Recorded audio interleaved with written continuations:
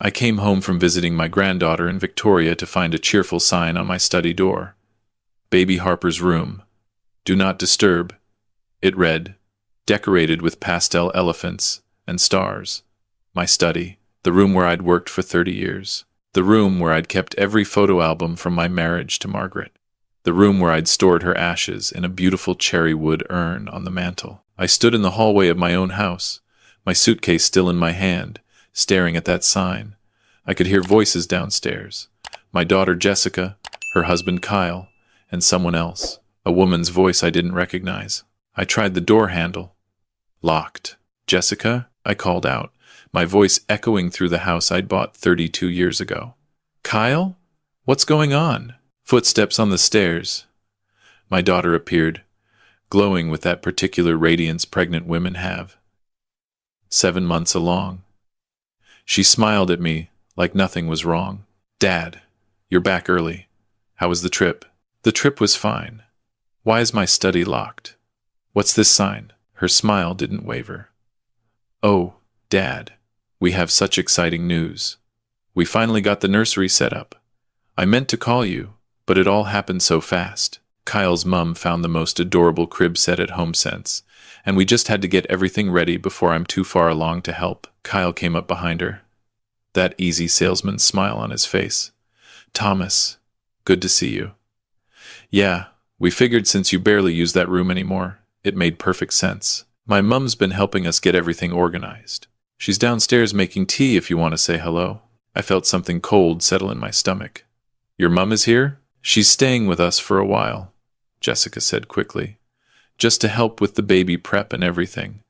She's sleeping in the living room temporarily. It's all worked out perfectly. Where are my things? My voice came out quieter than I intended. Where's the desk?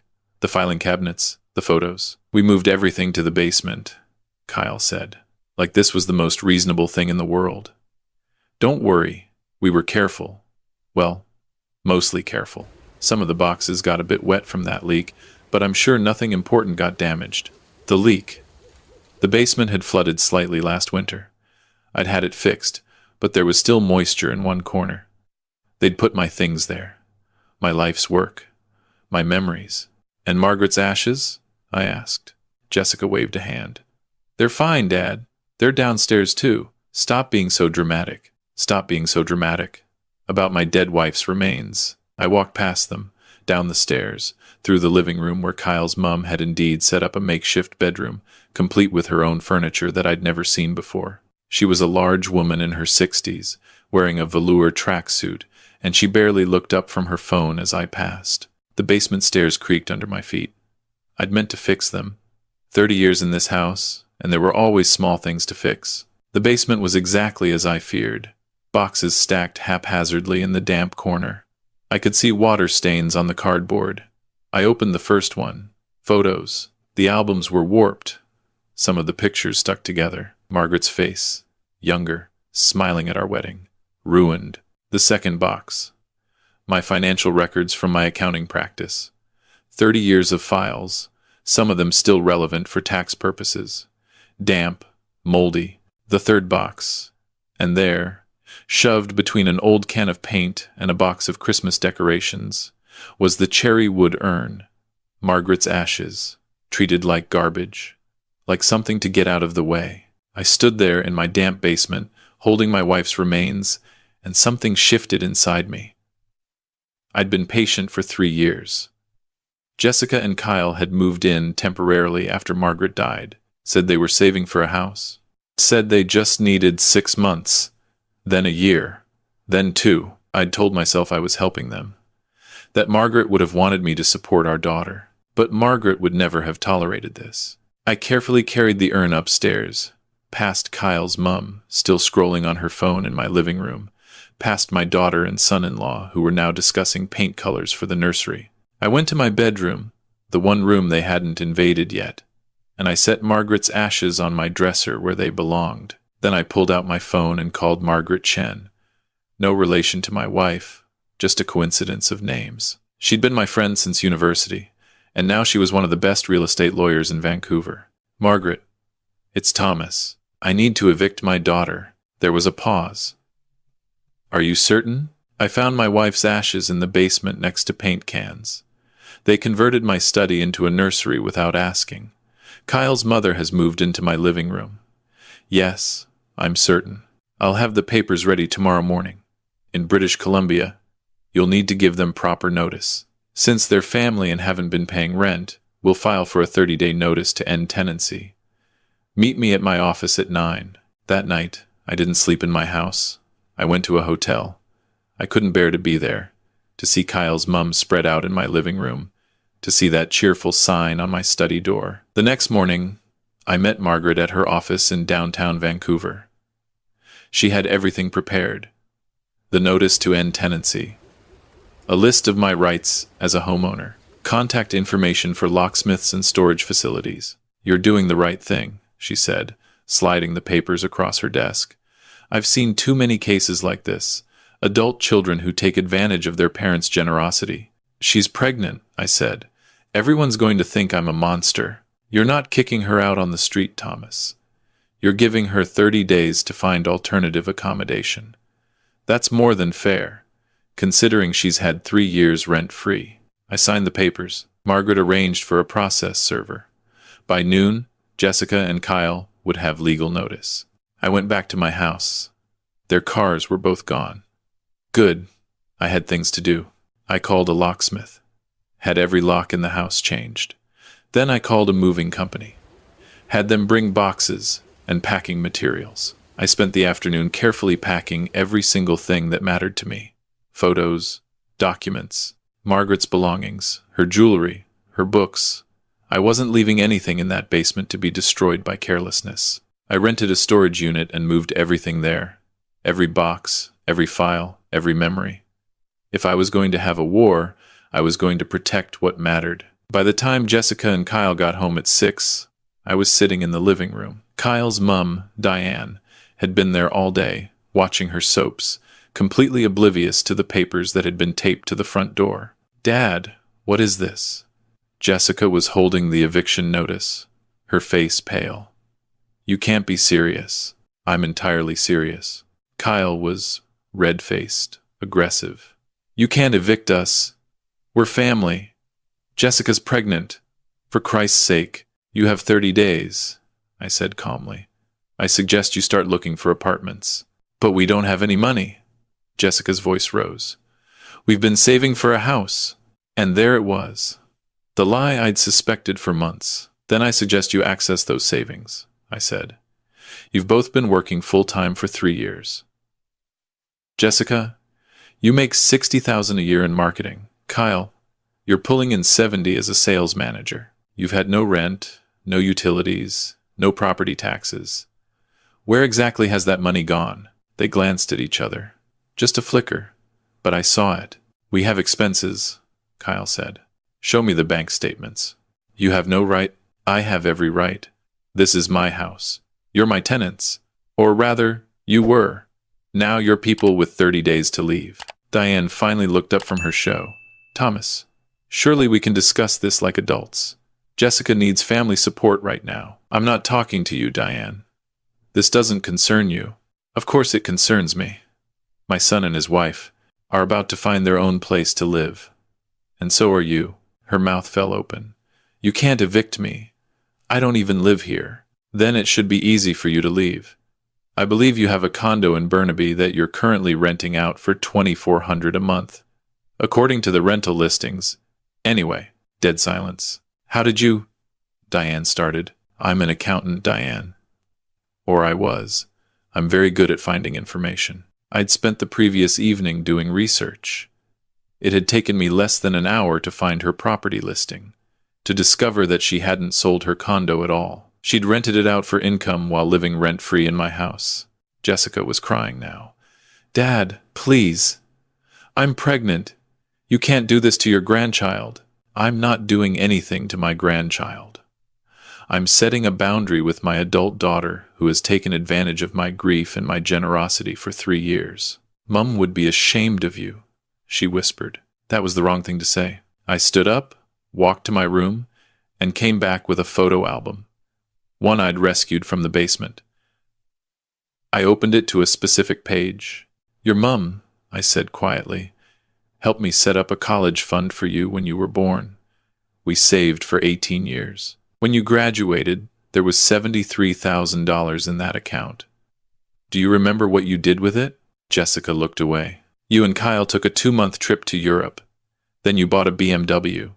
By the time you were 25, it was gone. Your mom sat you down and explained that you needed to learn financial responsibility. Do you remember what she said?" "Dad," she said, "Jessica, I love you, but I will not enable you to ruin your life. Sometimes love means saying no." Those were her exact words. "I'm saying no, Jessica.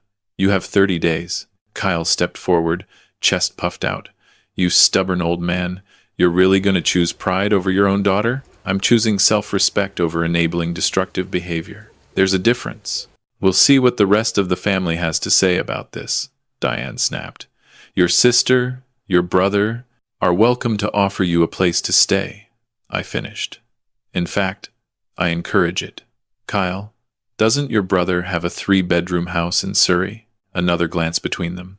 Another tell. "We can't stay there," Kyle muttered. "Why not?" "Because—" He stopped. "Because you already burned that bridge?"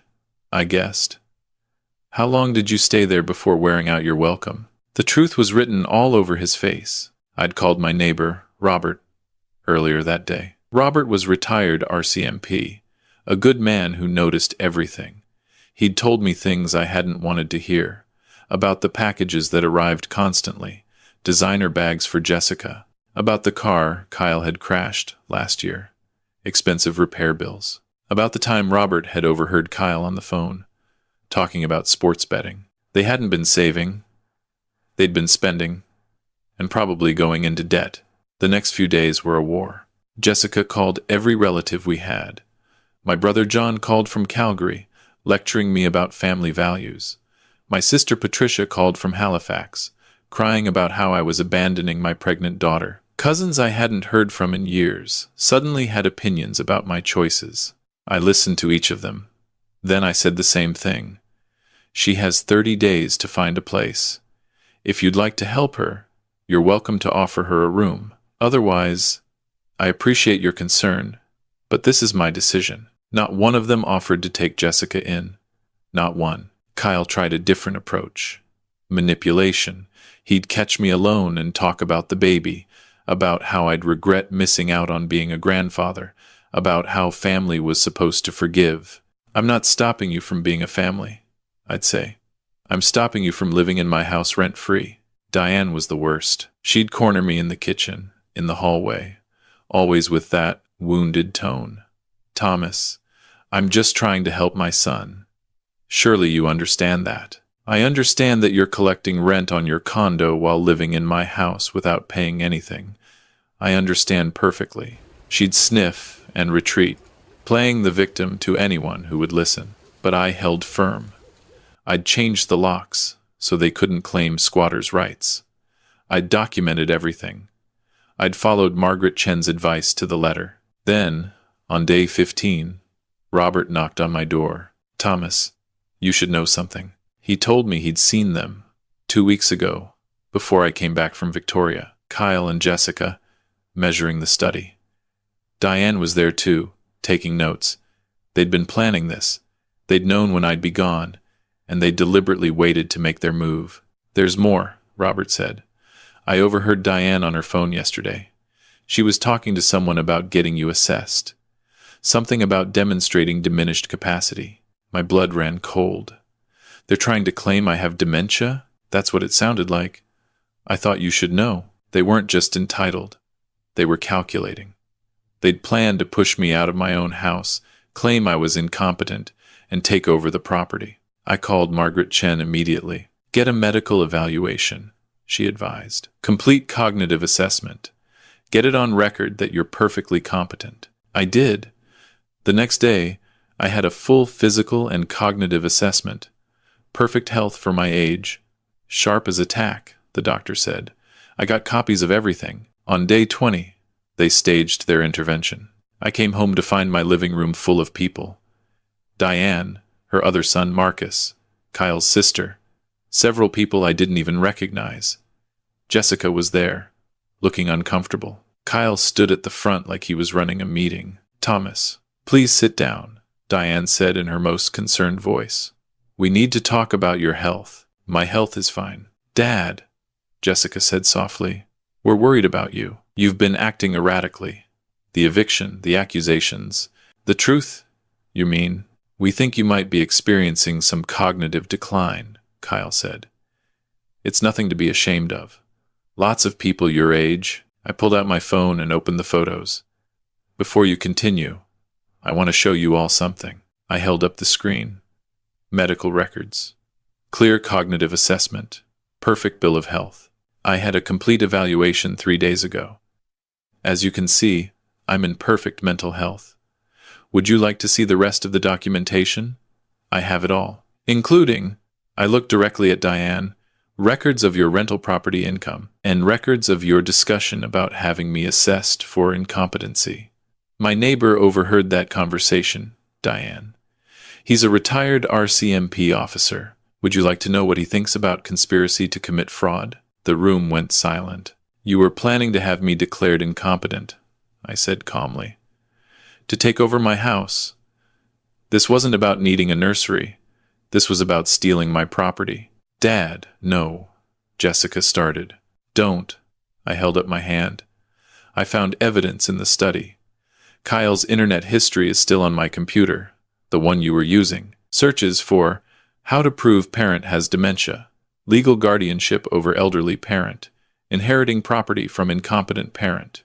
You weren't even subtle about it. Kyle's face was the color of chalk. So here's what's going to happen, I continued. You have 10 days left.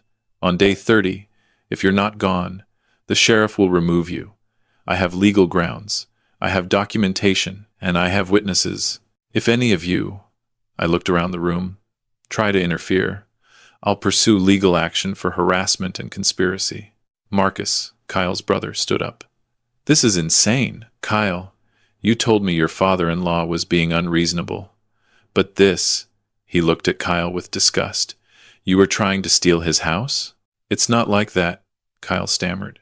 It's exactly like that. Marcus turned to me. Sir, I apologize. I didn't know. My brother told me you were being cruel to his pregnant wife. He didn't mention any of this. Did he mention that your father is difficult to live with? I asked. That he was supposed to be staying with you first, but Kyle didn't want to deal with him? Marcus's jaw tightened. My father lives in a care home. He's been there for 2 years. Kyle knows that. Another lie. There was no father who needed a room. It had all been a story to justify taking over my house. Jessica was crying now, real tears. I didn't know about the house thing. Kyle, you said we were just borrowing the room until... Shut up, Jessica, Kyle snapped. And there it was, the real Kyle. Not the charming salesman, the man who'd been manipulating my daughter. Everyone out, I said quietly. Except Jessica. We need to talk. Diane started to protest, but Marcus took her arm. Mum, let's go. We're done here. They filtered out, Diane throwing me venomous looks, Kyle trying to hang back until I physically walked him to the door. 10 days, I said. And Jessica stays here. You're going to a hotel. You can't. I can. This is my house. You're not welcome in it anymore. If you come back without being invited, I'll call the police for trespassing. I closed the door in his face and locked it. The new locks, the ones he didn't have keys to. Jessica was on the couch, sobbing into her hands. I sat down across from her. Did you know, I asked, about the plan to have me declared incompetent? She shook her head. I swear, Dad, I knew Kyle wanted to stay here, but I thought it was just about the baby. About saving money. Where's the money, Jessica? I don't know. She looked up at me, mascara running down her face. I thought Kyle was handling our savings. He said he had it all invested. But last month I found credit card statements. We're $40,000 in debt, Dad. I confronted him, and he said it was temporary, that his commissions would cover it. But $40,000, on top of 3 years of free living. You need to leave him, I said. I'm 7 months pregnant. I know, and I know that's terrifying. But Jessica, he was planning to steal my house. He's been lying to you about money. Do you really think he's going to change when the baby comes? She cried harder. I wanted to comfort her, to hug her like I did when she was little. But I also knew that enabling her, protecting her from consequences, was what had led us here. You can stay, I said finally, until the baby is born. But Kyle cannot. And you need to get a lawyer. Someone separate from him. You need to protect yourself and that baby. What about after the baby? We'll figure it out. But Jessica, you have to stand on your own feet. I'll help you, but I won't let you use me. Do you understand the difference? She nodded slowly. The next morning, Kyle showed up with his mum, both of them ready for another fight. I had the eviction notice, my medical records, and my phone ready to call the police. Jessica's staying, I told them. You're not. You have 9 days to remove your belongings. I'll have movers here on day 30 to put anything remaining on the curb. You can't keep my wife from me, Kyle blustered. I'm not. She can see you anywhere she wants. Just not here. This is illegal separation of a married couple. No, it's me exercising my property rights. Would you like me to call my lawyer and have her explain it to you? He wanted to fight. I could see it in his eyes. But Marcus had obviously talked to him, because he just grabbed a suitcase and left. Diane stayed behind. You're going to regret this, Thomas. When that baby is born, you'll realize what you've lost. What I've lost. Or what you've lost. Your plan to move into my house permanently didn't work out. Did it, Diane? Now you'll have to go back to your condo, the one you've been renting out while lying about having sold it. She left without another word. The next weeks were quiet. Jessica stayed. We didn't talk much, but I made sure she was eating, taking care of herself. She had doctor's appointments.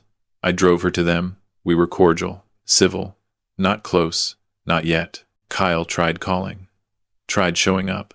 Each time, I told him the same thing. You're not welcome here. On day 28, Jessica went into early labor. I drove her to the hospital. Called Kyle, because despite everything, he deserved to be there for his child's birth. He showed up, frantic, and for a moment I saw something like remorse in his eyes. Take care of her, I said. That's all I ask. But the baby didn't make it. 31 weeks was too early. Little Harper, the baby they'd converted my study for, was stillborn. I held my daughter as she sobbed. Kyle was there too, broken in a way I'd never seen him.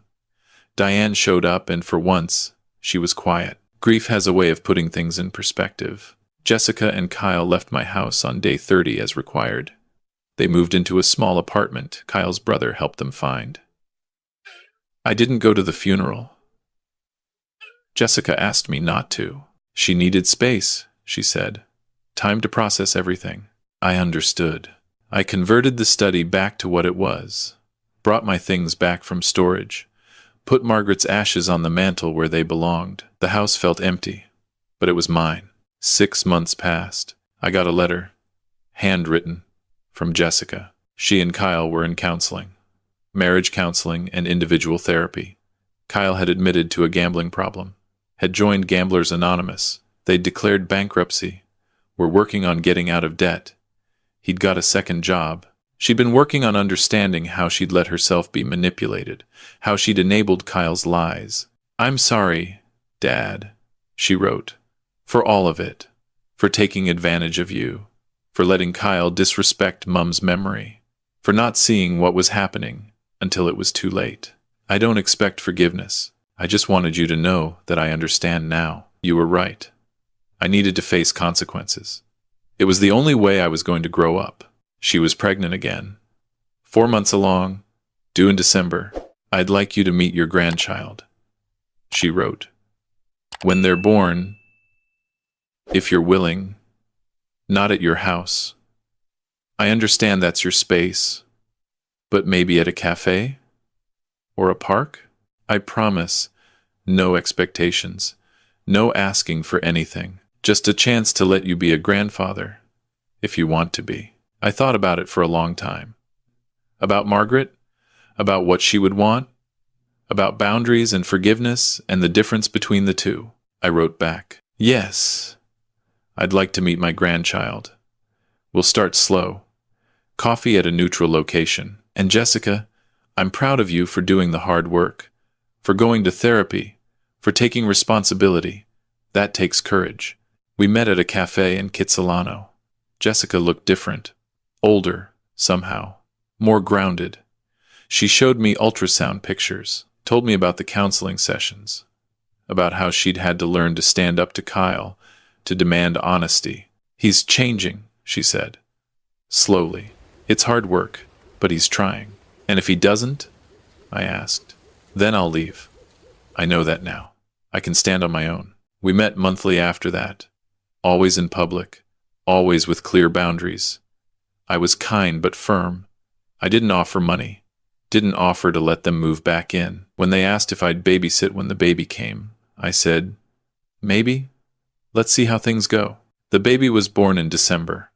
A boy. They named him Thomas. I cried when Jessica told me. After Mum's dad, she said, and after you, because you taught me what real love looks like.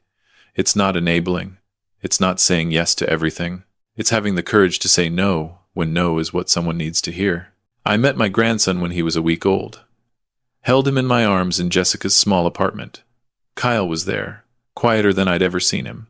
He apologized, said he was sorry for everything. For the manipulation, the lies, the plan to take my house. I was raised to take advantage, he said. My mum, she taught me that family was there to use. I'm trying to unlearn that. It's hard. I looked at this man, this person who tried to steal my home, who treated my wife's ashes like garbage. And I saw someone who was genuinely trying to change. Keep going to therapy, I said. Keep being honest with Jessica. Keep being a good father to this boy. That's all I ask. What about forgiveness? He asked.